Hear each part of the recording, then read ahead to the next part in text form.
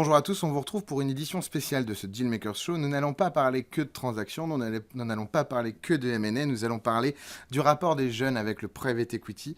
Aujourd'hui, j'ai le plaisir de recevoir Michael Ohana. Bonjour Michael. Bonjour Mathieu. Tu es founder and CEO d'Alumni. Alumni, en deux mots, ça fait de la chasse, ça fait... On fait de la formation pour les jeunes qui veulent s'insérer dans les métiers de la finance et du conseil et de la chasse de tête pour les fonds d'investissement. Magnifique. Ça fait combien de temps que tu as lancé ça? Ça fait 13 ans. 13 ans, j'allais dire 15 ans, mais 13 ans. Et aujourd'hui, vous êtes une structure... on s'est connus au début. Ouais, exactement. Et aujourd'hui, vous accompagnez plein de fonds d'investissement. Exactement. Sur de la chasse et les jeunes, évidemment, sur leurs orientations et la formation. On va y revenir dans un instant. Tout d'abord, notre deuxième invité, Louni Saftis. Bonjour. Bonjour.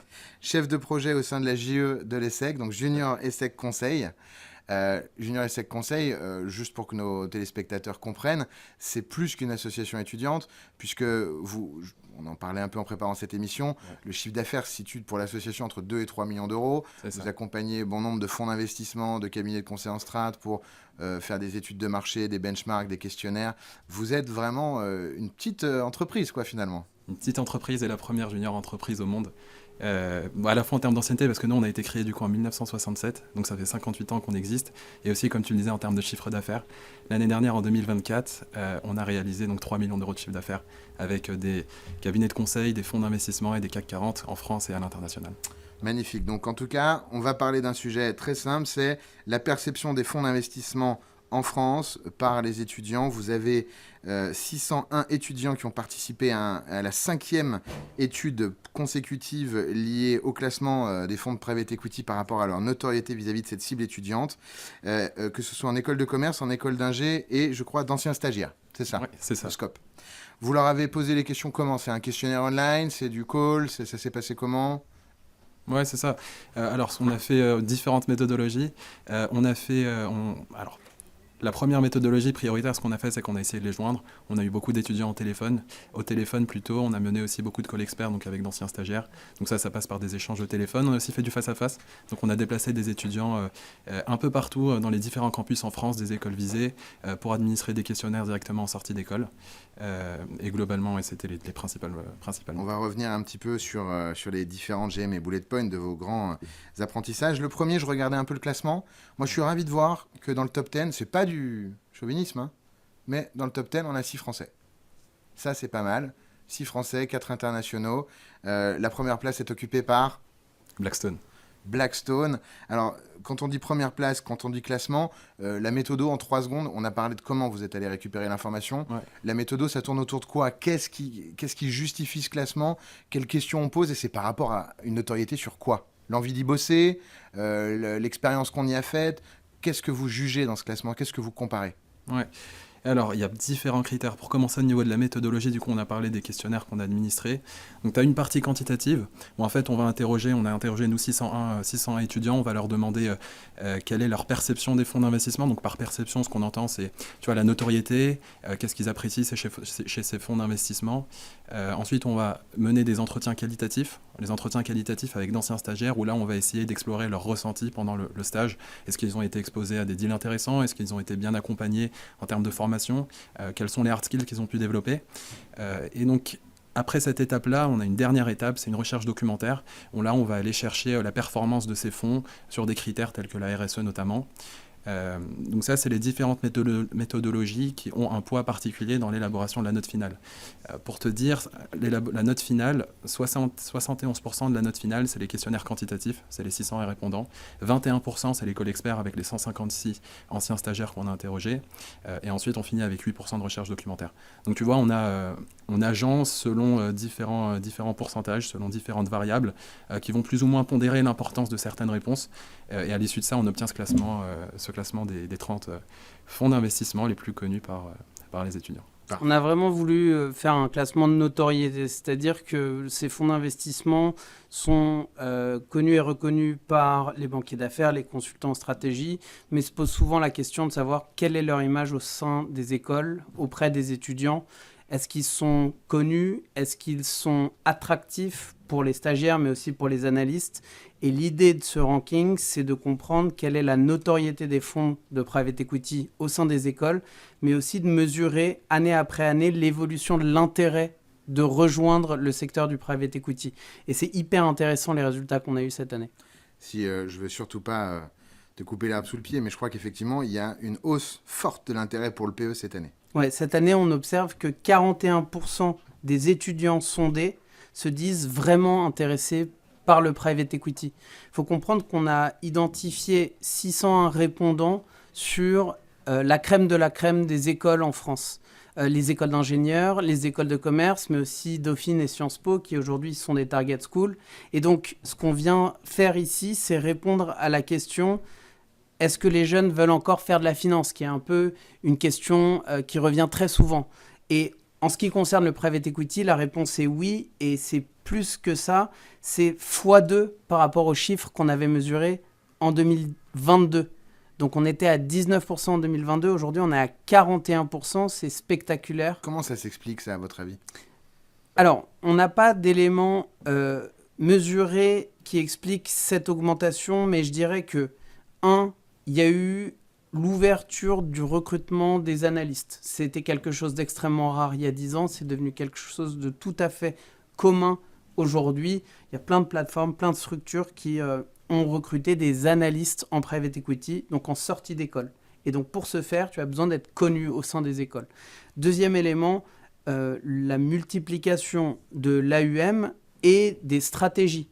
Il y a de plus en plus de fonds, de plus en plus de poches au sein des fonds et de plus en plus d'argent sous gestion. Et de besoin de compétences, parce qu'une poche ESG, ça attirera certainement d'autres talents. Exactement. Qu'une poche LBO classique, mid-cap.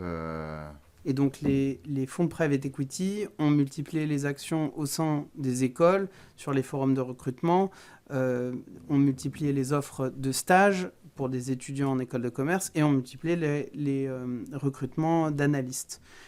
Peut-être, Lounis, tu as d'autres éléments ? Ouais.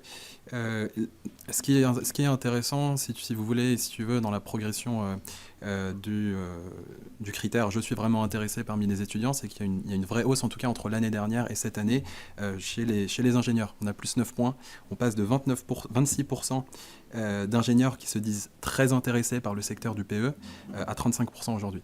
Et alors, parce que les ingés, sans vouloir, on va dire, schématiser et caricaturer le marché à outrance, les ingés, on les voit plus sur des fonctions finance-market, marché, parce qu'effectivement, il y a des notions aujourd'hui qui ne sont pas apprises en école de commerce ou qui sont effleurées en école de commerce, je parle même pas de Sciences Po, alors qu'effectivement, en école d'ingé, quand on doit faire du marché, on est vraiment dans des mathématiques, et aujourd'hui, on parle de mathématiques de plus en plus high level, on est à la nanoseconde dans les décisions, donc on a des paramètres évidemment énormes, on est sur des modèles de calcul, là où dans le private equity, il y a forcément un peu de finance, mais il y a aussi quand même le business qui est derrière, parce qu'on travaille sur des objets plus petits, sur des objets, on n'est pas sur des stocks, on n'est pas sur des mouvements de marché. Donc c'était pour ça, avant, qu'on justifiait la présence peut-être plus naturelle de jeunes gens des écoles de commerce dans les fonds par rapport à la finance de marché, parce que la finance de marché était de toute façon presque interdite. J'exagère, mais aux écoles de commerce aujourd'hui, et c'est pas Zark Finance qui nous dira l'inverse. Mais du coup, c'est ça que vous ressentez chez les ingés ? Ils reviennent un peu de ces marchés de capitaux pour revenir dans une dimension plus business, ou qu'est-ce qui intéresse les ingés de plus qu'avant ? On le sait, ça ? Oui. Ouais, telle est la question. On a mesuré les critères d'intérêt des étudiants pour rejoindre le secteur, et le critère numéro 1... l'exposition. Alors, il y a 2 types de critères qu'on a mesurés. Un, c'est pourquoi est-ce qu'ils rejoignent le secteur ? Et là, le critère numéro 1 pour les ingés comme les étudiants en école de commerce, c'est la rémunération. Avec en numéro 2 l'intérêt du travail quand même, parce que ça reste des gens intelligents. Mais le critère numéro 1, c'est la rémunération. Et je pense que ça, c'est assez important de le dire. Je pense qu'aujourd'hui, le private equity, les gens sont conscients que les niveaux de rémunération sont extrêmement élevés dans l'industrie. Et je pense que c'est tout à fait comparable, voire parfois bien supérieur à ce que des rémunérations en finance de marché peuvent être. Donc ça, je dirais que c'est un critère, c'est sans doute pas le seul. Je pense que la démocratisation du private equity aussi a appelé des vocations, des gens qui sont intéressés par le monde du corporate, le business. Et je dirais aussi que la démocratisation des césures dans les écoles d'ingénieurs a peut-être ouvert plus de découvertes de la part des étudiants en école d'ingé qui, effectivement, traditionnellement, avaient plus les yeux rivés sur la finance de marché. Je parle aux chasseurs de tête parce que tu vois les packages qui sont proposés justement aux analystes et aux middle. Est-ce qu'aujourd'hui, le value sharing, donc le carried, parce que vous le savez, chers téléspectateurs, la rémunération dans un fonds d'investissement, c'est un salaire, mais également du carried qui tombe à la fin d'un véhicule lorsqu'on est à travailler dedans. Est-ce que le carried se démocratise ? On le sait, hein, en tout cas, toi et moi, on fait beaucoup d'événements, on parle avec des fonds. Il est important pour les fonds de plus en plus d'embarquer jusqu'au personnel support, jusqu'au personnel junior, de les embarquer dans le carré, de leur permettre d'investir. Est-ce que ça, du coup, c'est aussi du coup l'Eldorado pour les gens qui veulent rejoindre le PE aujourd'hui ? On a vu le carried être distribué de plus en plus tôt en matière de... chez les investisseurs du moins, c'est-à-dire que historiquement c'était plutôt quelque chose qu'on avait au grade de VP ou directeur et progressivement au cours des 5 dernières années on a vu le carry descendre de grade pour arriver jusqu'aux associates et maintenant même jusqu'aux analystes. Souvent aussi quand les structures sont plus petites en termes d'AUM et donc ont moins les moyens de payer de gros packages cash, elles vont tout de suite donner du carried, là où des gens qui vont payer des plus gros packages en cash, donc en fixe et en bonus, vont se permettre de reporter le carried un petit peu plus tard dans l'évolution en seniorité.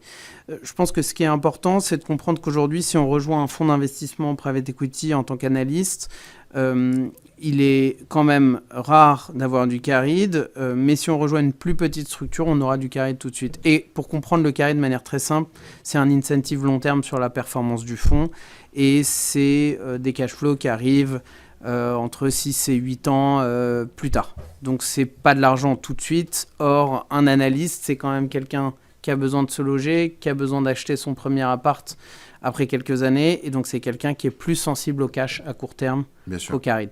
Et ça, c'est quelque chose qu'on voit beaucoup. Les jeunes sont assez sensibles. Non, ils ne le refusent pas, mais ils ne comprennent pas sa valeur. Oui, bien sûr. Bah, ouais. Mais au moins, les fonds sont récompensés par leur ouverture du carried avec cette attractivité. Je vois aussi dans votre étude, donc on a parlé de la rémunération, évidemment, pour ceux qui sont concernés, pour toute cette génération qui arrive sur le marché, il y a un autre thème important, c'est l'équilibre de vie. L'équilibre de vie, bon, on ne va pas se dire de mensonge, hein, quand on travaille dans un fonds, c'est certainement peut-être un petit peu plus sain qu'il y a 20 ans. Quand on parle d'équilibre de vie sain, mais c'est quand même effectivement un petit peu challengeant de travailler dans un fonds. C'est quelque chose qui n'empêche pas donc les jeunes d'être de plus en plus intéressés. Alors je pense que Lounis, comme il est à la JE de l'ESSEC, il a une notion de l'équilibre de vie un petit peu différente de la moyenne des étudiants. Mais ce qui est intéressant, c'est qu'on voit que globalement en école de commerce, les gens veulent un équilibre de vie de plus en plus sain, et ça on le mesure depuis 2022, c'est assez clair. On a une slide qui mesure la sensibilité à l'équilibre de vie depuis 2022, et en école de commerce, elle ne fait qu'augmenter. On est passé de 60 à 70% en 2 ans. 70% de gens qui déclarent que l'équilibre de vie est tellement important qu'il impactera leur choix de carrière. Plus précisément, la question qui a été testée, c'est est-ce que tu préfères réaliser un stage avec un rythme de vie très intense ou l'inverse ? Et donc concrètement, c'est pas une mesure théorique de est-ce que tu es sensible à l'équilibre de vie, c'est de dire quand tu vas choisir ton stage, est-ce que tu veux un endroit où tu vas travailler comme un chien ou au contraire, tu vas apprécier qu'on te propose un équilibre de vie plus sain. Donc 70% c'est côté sain. Voilà, vont chercher et privilégier un équilibre de vie sain. Et à l'inverse, ce qui est extrêmement intéressant, c'est qu'on voit que les ingés ont de plus en plus envie de bosser. Et eux, année après année, la volonté de faire de suivre un rythme très intense en stage ne fait qu'augmenter. Et donc on passe de 38% en 2023 à 48% en 2025. Donc il y a une forme de courbe qui se croise. Et en général, on a quand même une majorité d'étudiants qui est sensible à un équilibre de vie sain. On est à 60%. Donc c'est quand même massif, et je pense que c'est un message assez important envoyé par les gens sondés aux recruteurs. Si tu veux, compléter sur ce point. Ouais, non, je suis assez... les résultats parlent d'eux-mêmes, effectivement, comme l'a dit Michael. Cette tendance, elle est surtout perceptible chez les étudiants en école de commerce. C'est surtout eux qui, de plus en plus, cherchent à avoir un équilibre de vie sain, un rythme un peu moins intense. Et pour autant, comme l'a dit Mike, c'est effectivement chez les écoles d'ingé où on a cette tendance-là à la hausse. Et on ne parle pas de Dauphine Sciences Po, vous avez des slides dédiés sur eux. Eux, c'est pareil, ou ils se situent entre l'ingé et l'école de commerce, ou ils sont complètement comme l'un ou l'autre? Alors, sur Sciences Po et Dauphine, sur cette segmentation-là, nous, on les a inclus directement dans la partie école de commerce. D'accord, On ok. les a intégrés au classement. On n'a pas fait de slide précis sur eux, mais c'est ce qui se ressentait quand on a fait les analyses sur cette partie. Le paradoxe, si je peux rebondir sur la question du rythme, c'est que le critère le plus important qui a été testé auprès des étudiants pour mesurer leur satisfaction en stage, c'est l'exposition. Ok. Donc on a un paradoxe où 60% des étudiants disent que l'exposition est le critère de satisfaction privilégié, à l'instant même où cette même population dit qu'elle préfère un stage avec un rythme moins élevé. On se rend compte qu'en fait, on a différentes populations dans ce questionnaire. Parce que tu peux... Ou peut-être que nous sommes tout simplement... Plein de paradoxes et contradictoires. Contradictoires. On veut s'éclater dans sa vie professionnelle et s'accomplir, et en même temps, on a envie de pouvoir profiter de la vie. Ouais. Mais c'est vrai que dans le monde du private equity, comme dans le monde du conseil ou dans d'autres mondes, souvent, ça implique des sacrifices tout de même. Alors moi, je dirais qu'il y a quand même un critère aussi qui est notable, qui est qu'on avait intégré le testing des critères RSE et parité. Est-ce que c'est important pour les étudiants ou est-ce qu'on s'invente une histoire quand on dit que les jeunes sont de plus en plus sensibles? Et ce qu'on voit clairement, c'est que 70% des étudiants sondés considèrent que la parité, c'est peu important. Ah, c'est quand même C'est dingue. phénoménal comme stat. Par rapport à ce qu'on pourrait Surtout Surtout sur une population jeune qui est beaucoup plus sensible à ces sujets, en tout cas de prime abord. Ou dans... Donc la proportion point de vue d'un étudiant, la proportion de femmes dans une équipe, parce que c'est de ça dont on parle, 70% considèrent que c'est peu important. Mais et je pense que paradoxalement, c'est les mecs qui répondent. Et en même temps, ça. je sais pas, parce que c'est pas un sujet de faire trop de temps sur la parité, mais je pense, vous me dites si je me trompe, Lounis, toi qui es encore étudiant, je pense qu'en fait, tu es moins sensible au sujet de la parité quand tu es étudiant parce que tu es dans un environnement très paritaire. C'est plus tard, 10 ans après, quand tu te rends compte qu'il n'y a pas beaucoup de partenaires femmes, pas beaucoup de... Et qu'effectivement, à mon avis, le sujet, tu le sens plus. Peut-être que c'est une question de rapport à la réalité du terrain, à la réalité de comment ça se passe. Alors même qu'à l'école, je pense pas que vous vous soyez jamais dit un jour, tiens, c'est marrant, à HEC, à l'ESSEC ou à Dauphine, il n'y a que des mecs ou il n'y a que des filles. Donc c'est peut-être ce rapport-là. Sur la partie ESG, par contre, ça reste un segment important pour eux ou pas? Alors... Ouais, ce qui a été intéressant aussi cette année, c'est que c'est un critère qui perd de l'importance progressivement. Également. Ouais. Les étudiants, donc aujourd'hui en 2025, accordent moins d'importance à la RSE quand ils choisissent un fonds qu'en 2024. En 2025, on est à 47%, en 2024, on était à 54%. Et ce recul-là, il est plus mis en avant, il est particulièrement notable chez les étudiants en école de commerce, puisque aujourd'hui, ce sont 41% d'entre eux qui y accordent de l'importance, contre 53% l'année dernière. Ok. Donc plus de 10 points en moins. De recul. Ouais. On va bien sûr revenir dans un instant sur le classement en tant que tel, parce que vous allez nous le commenter, vous l'avez sous les yeux. Mais d'abord, qu'est-ce qui aujourd'hui, vous me parliez des choses, de certains critères qui étaient importants quand on envisageait un fonds d'investissement. Qu'est-ce qui aujourd'hui intéresse le plus un étudiant quand il rejoint un fonds? Le top 3, c'est quoi? L'exposition.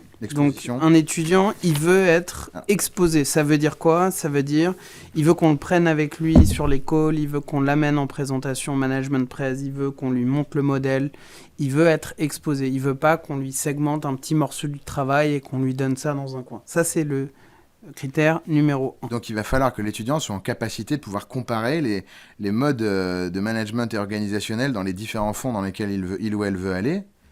Alors souvent, sa source d'information, c'est les anciens stagiaires. C'est pour ça qu'on passe beaucoup de temps à 156 entretiens qualitatifs avec des anciens stagiaires. C'est eux la source d'information et c'est un petit peu par eux que se fait le recrutement des suivants. Et donc les questions qui sont posées à ces anciens stagiaires, c'est toujours « Mais toi, est-ce que tu as été exposé? Est-ce qu'on t'a amené en présentation? Qu'est-ce que tu as eu à faire dans la présentation exactement ?» Le deuxième critère important, c'est le développement de hard skills, donc concrètement du modeling, apprendre à faire des prêts. Ça, c'est évidemment très corrélé avec le niveau d'exposition. Et enfin, le troisième critère, c'est plus un critère exogène, c'est le deal flow. C'est-à-dire la capacité du fonds où on est à être actif, à être dans le marché et à avoir beaucoup d'opportunités. Super intéressant. Donc là, évidemment, chers étudiants, c'est de voir effectivement où le fonds en est sur l'investissement de son dernier fonds et si le fundraising se passe bien pour celui d'après. Parce que si on est sur un fundraising compliqué, ce qui est quand même pas... On n'est pas dans une période facile de fundraising. Donc pour les étudiants, ça ne doit pas être facile de trouver le chemin. Ce qui est très intéressant dans ce que tu viens de dire, c'est que les étudiants, et je dirais même que c'est le même constat sur les jeunes analystes, n'ont aucune compréhension ni sensibilité aux enjeux de fundraising. Ouais.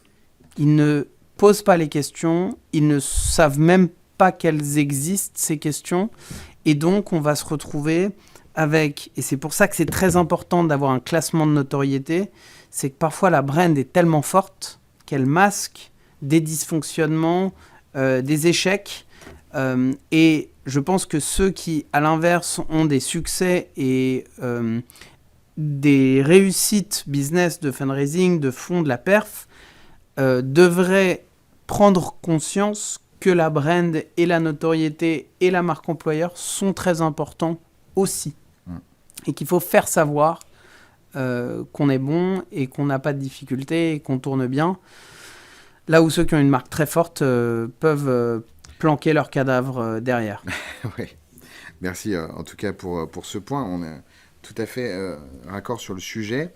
Donc en tout cas, vous l'avez entendu, hein, quand vous allez voir un fonds, ça sert énormément de regarder les montants des derniers fonds levés. Si vous êtes au fonds 5 qui est en train d'être investi, vous regardez le fonds 3, le fonds 4, le fonds 5 et vous regardez si vous trouvez de l'information sur le fundraising du 6. Ça vous donnera la trajectoire du fonds et au-delà de beaucoup de storytelling, vous aurez les vraies réponses, tout simplement avec 4-5 chiffres, sans vouloir caricaturer encore Michael Ohana. Ok, on passe au classement. Je le disais, top 10 avec 6 Français, 4 internationaux. Une première place trustée par un Américain. Alors, c'est Blackstone qui truste la première place. Je te donne la parole juste après. C'est intéressant parce que Blackstone était premier il y a 3 ans, je crois. Détrôné par BPI France 2 années de suite.